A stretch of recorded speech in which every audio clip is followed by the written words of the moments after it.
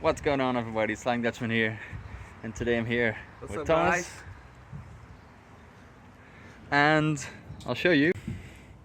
Autodoc sent me an order because I needed it, and I lied to you because the previous video I made a video with final fixes, and it's not the final fix. We've got brake pads, we've got brake shoes. This looks like one set. Did those fucking bitches just sent me one set of brake shoes? There's two in here. Yeah, the pads. The pads. Yeah, for a whole set of rears. Yeah, So new disc brakes and apparently one set of shoes. Damn it. That's a heavy one. I hope that they've made it one package because it's two boxes for some reason.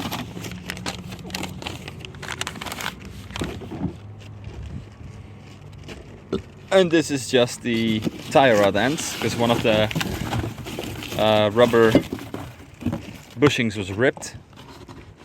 So I was like, well, just get new ones. Get out of the box!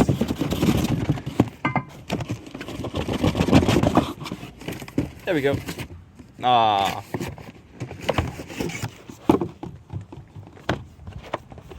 How does this open?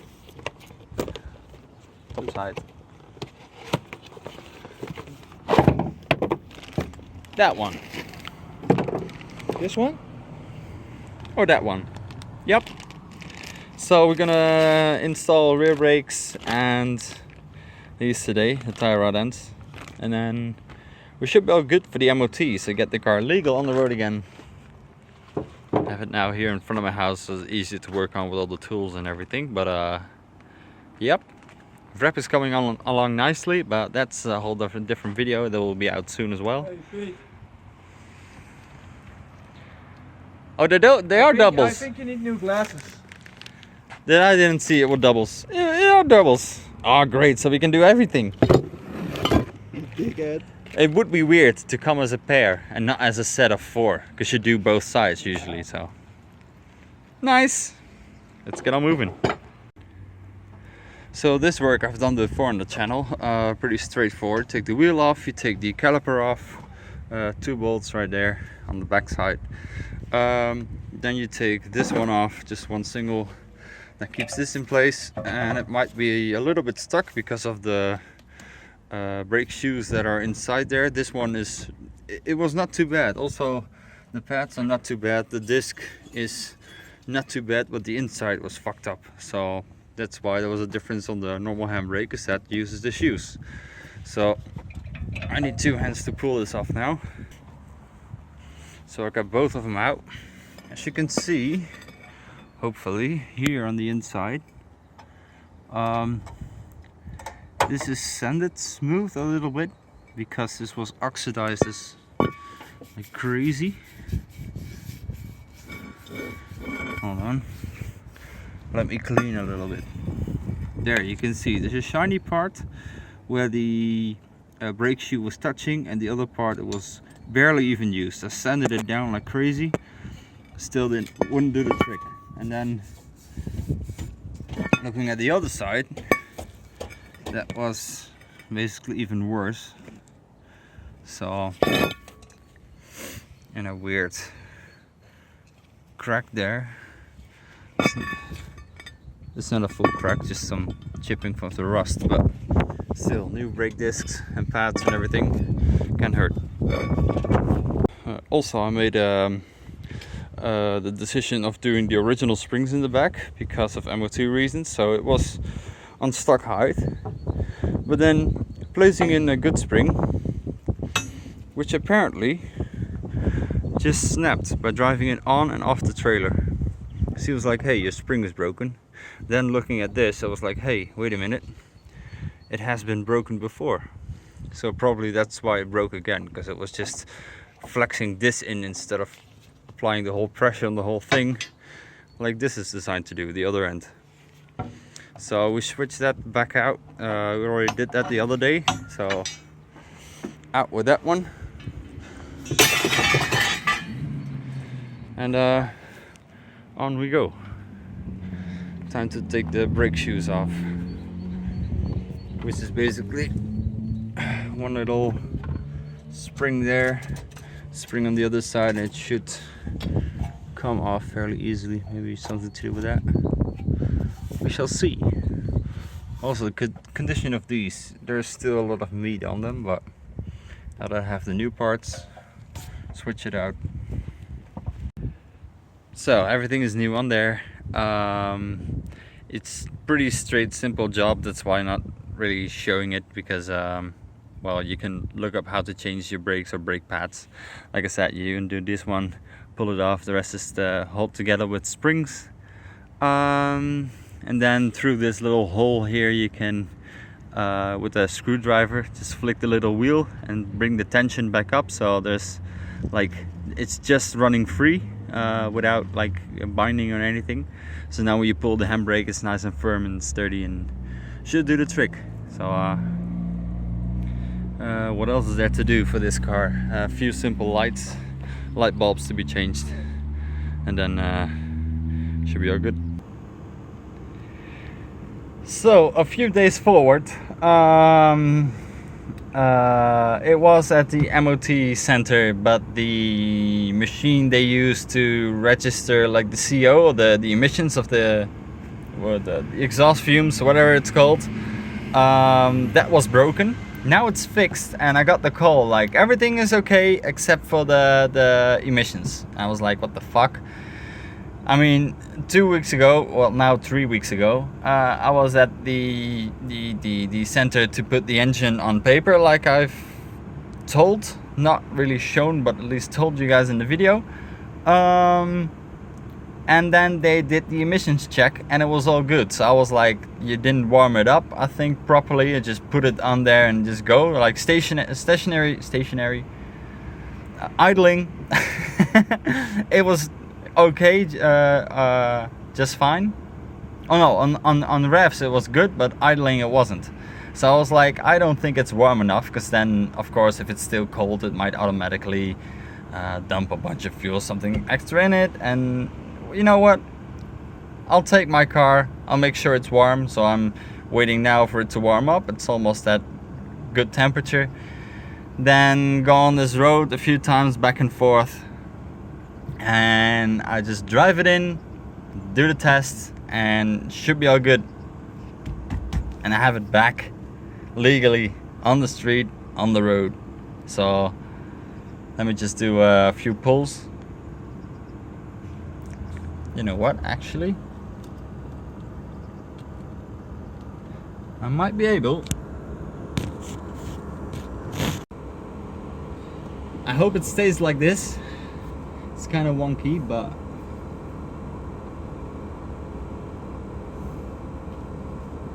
wait for these people to pass.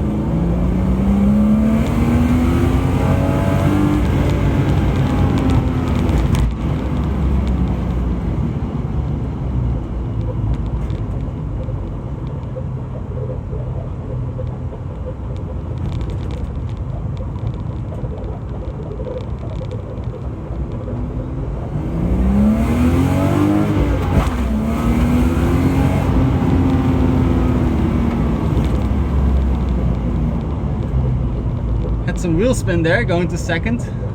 Then again, it's an open diff, so only one wheel, double the power. I think I just do an extra lap of this, and we should be good.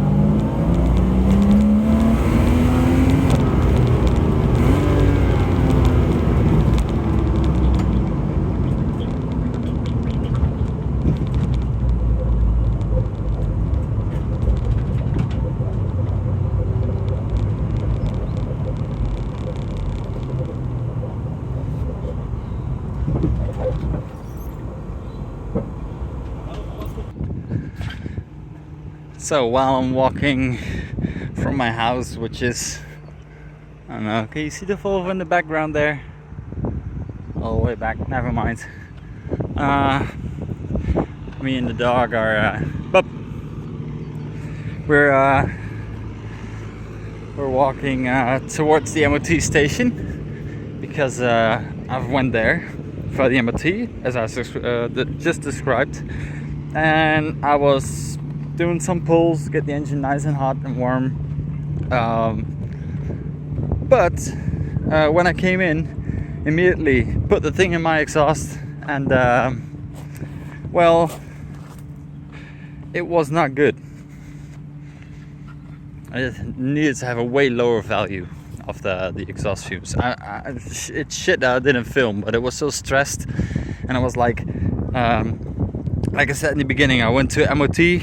It failed because also the engine was not on paper registered. So I did the whole list what I needed to do and got the engine registered, and also did a list for those guys to fix everything. So I worked out 2 lists, then bring it to my normal MOT station, and still it wasn't good.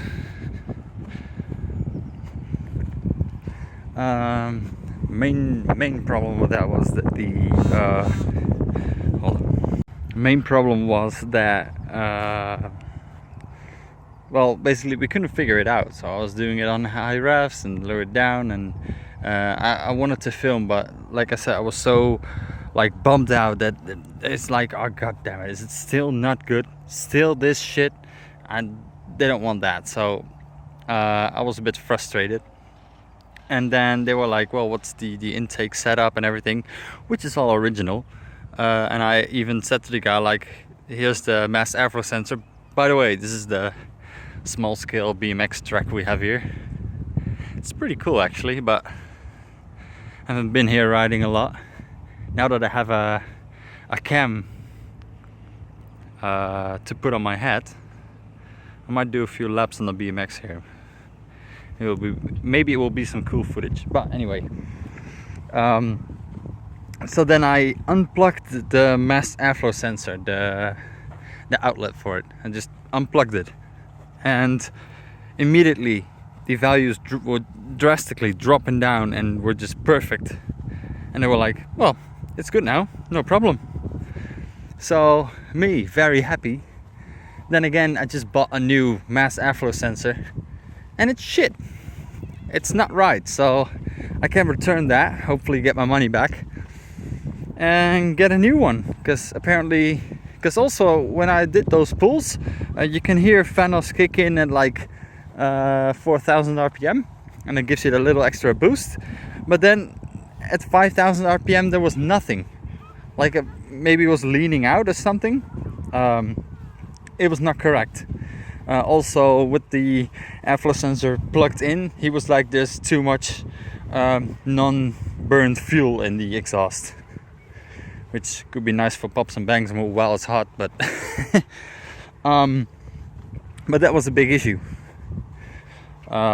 So now finally it has been proven with the OK mark. It's all good and it's been signed out and no problems there, no double checkups. They do that here. As soon as the garage signs the car off, like, it's good, you can have a double checkup, and then the guys from the RDW are gonna come over. That's where I went for the engine swap in the first place. But anyway, I'm now able to pick it up. So I'm walking from my house, crossing the football fields, and then it's right there. And I was like, well, it's nice weather, bring the dog along. Perfect place to take a shit. Come on, do it, do it.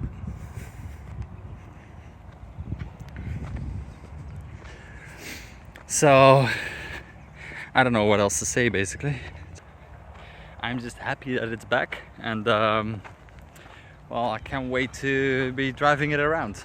I won't in this state because there's a little dust shield that's hanging loose and just scraping and making shitty noises, and some clunking from the shitty original suspension that was fucked that is in there. Good enough, but fucked. So I'm gonna put my knuckles, my lower control arms, lowering springs, the coilovers, the diff, everything. I love building a drift car. You know what's the best thing? You just take it all apart and you can do it again. You can say you've built 2 drift cars.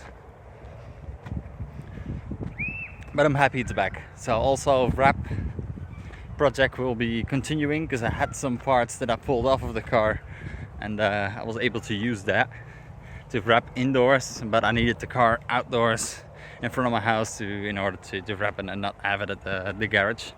So my beard is all kinds of fucked up now. Why is it splitting in 2? Is it getting too long? Let me know in the comments. Anyways, I'm happy that it's back and can't wait to rip the streets again, but there will be more on that in the next video. Thanks for watching. Peace. Also, I didn't want you guys to miss out on these old school Euro cars. Not even all, but like this Renault or Duff. I mean, if you're American, you don't have these, and they're somewhat pretty cool. Golf 3, 3R6, with some nice wheels. It's the car of one of the mechanics there. I don't know which one, but not a big VW fan, but I like that one. Bob. So let's take a peek around the corner. Bobby, come here.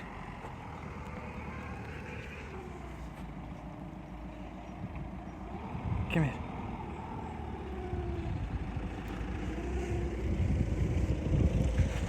Little peek around the corner, and like, comment, subscribe. See you guys in the next video. Thanks.